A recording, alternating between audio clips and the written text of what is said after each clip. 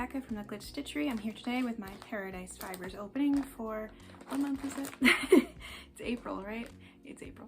It's been a busy couple of weeks, so I'm just a little out of it, but I'm pretty sure it's April. So, the bag, they're not boxes anymore. It's been like a couple years and I still can't get that through my head. The bag has daisies all over it, which is really pretty. I believe the email said something about Cottagecore, but once again I read it and then immediately forgot everything it said because I just don't remember that sort of stuff at all. But here we go. So let's get this open, see what we're dealing with, spin it up, and all that good stuff that we do every month. There we go. Okay, let's pull the papers out first.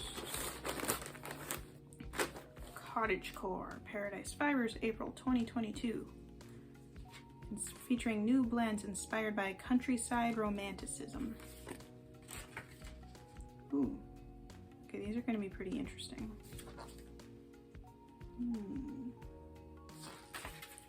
Alright, I'm going to pull these out.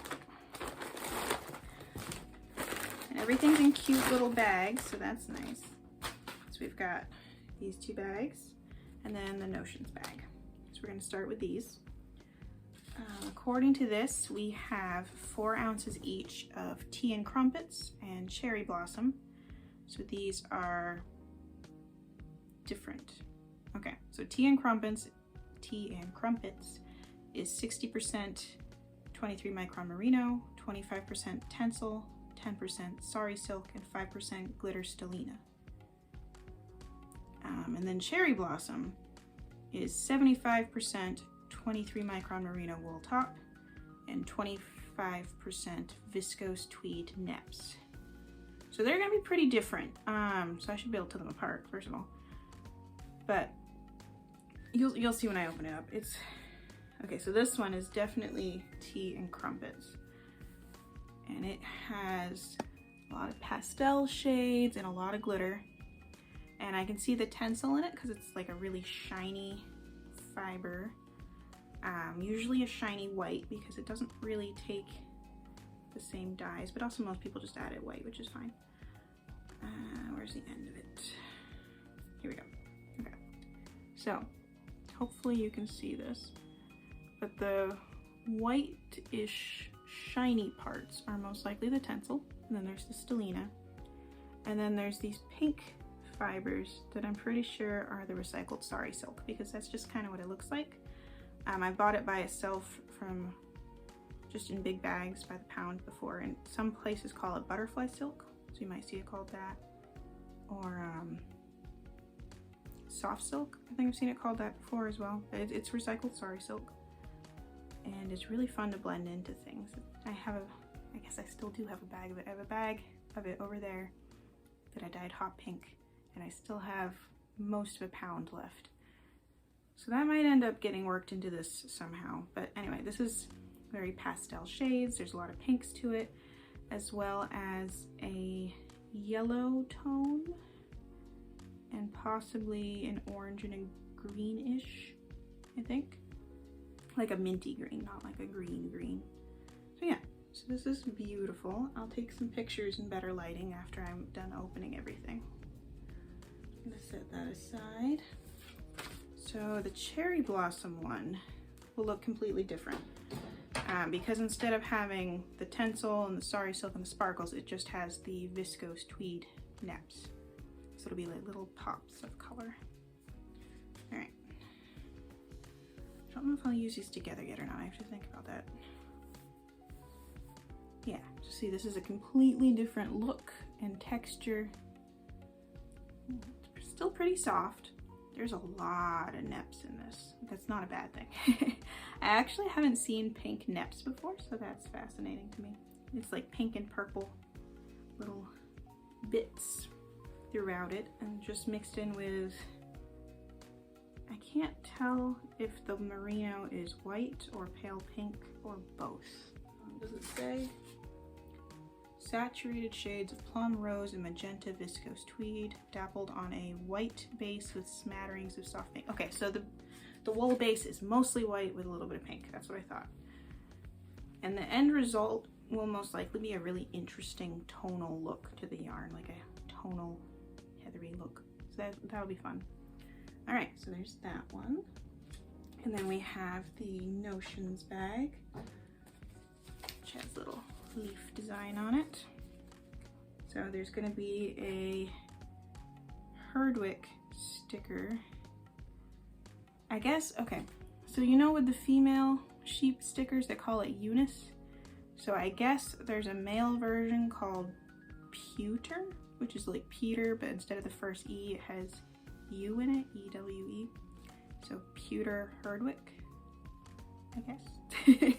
And then one bag of elderflower citrus stash tea, one miniature floral print book stitch marker / progress keeper, and one metal shawl buckle. I don't actually know how to use a shawl buckle. I know what they are, I've just never used one. All right, so we've got tea. So white tea, chamomile flowers, natural elderflower flavor, and natural yuzu flavor. I don't know what yuzu is. And then we've got, it's a sheep wearing a shawl, but it is a Herdwick sheep. That's what they look like. And it's a teeny tiny book for the stitch marker. Little flowers on it. It can open, so in theory I could write something in this if I wanted to.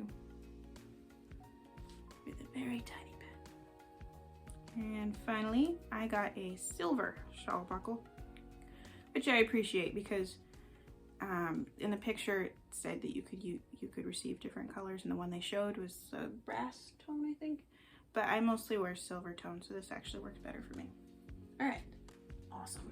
So I am going to take some more pictures of the fiber so you can see them better, and then I'm going to set up the wheel and try to figure out how I'm going to spin this. Recently I dyed up some wool silk blend in shades of pink and white. So like there's a wide variety of shades in there, pink and white and a little bit of orange, and I think it might actually match this really well when I dyed a pound. So what I might do is spin up the whole pound of that and then do 2 plies of that with the tea and crumpets, and 2 plies of that with cherry blossom, or I could do 2 plies tea and crumpets with 1 ply of that, and 2 plies of cherry blossom with 1 of that, so that they are the more dominant colors. Either way, they should match that pile really well, so I think that's what I'm gonna do. So yeah, I'm just gonna set up, take a few pictures, and I'll be right back.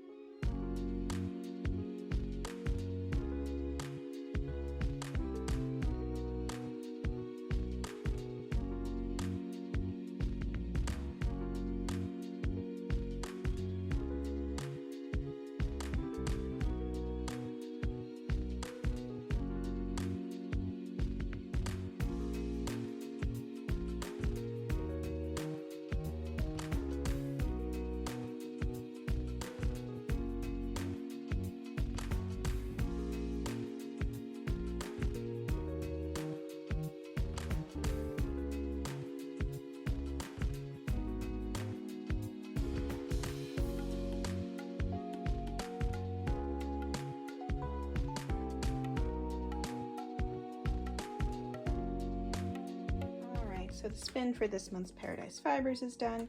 We have 128 yards of tea and crumpets with 1 ply of the wool silk I dyed, and 122 yards of cherry blossom with 1 ply of the wool silk I dyed. Now, as you can see, these two ended up very similar in color palette because of the shared colored ply, and that tends to be how I keep skeins matching each other when I do combo spins. So if I wanted to make a really large project, I only had a little bit of most things, but then a lot of one specific color, I could use that amount that I had a lot of to do 1 ply each in the different skeins, so that I still ended up with enough yarn for a project that would all work together. And that goes for other things too, like if you're dyeing yarns for a fade set and you want to make sure they still all go together, having one shared color, even if it's just speckles of that color across all of the skeins, can help keep them cohesive, stuff like that. It's not a hard and fast rule, but it is how I tend to do things, just to keep a little bit of organization into my methods. So that finishes up these two. I'm still working on the rest of the wool silk, so there's going to be another skein like in between these, most likely. I think I have 8 more ounces of that to spin, but that wasn't really technically part of the Paradise Fiber spin, so I'm not going to hold back from posting this until it's done. That would take a while. So thank you so much for watching this, and I hope to see you all again soon.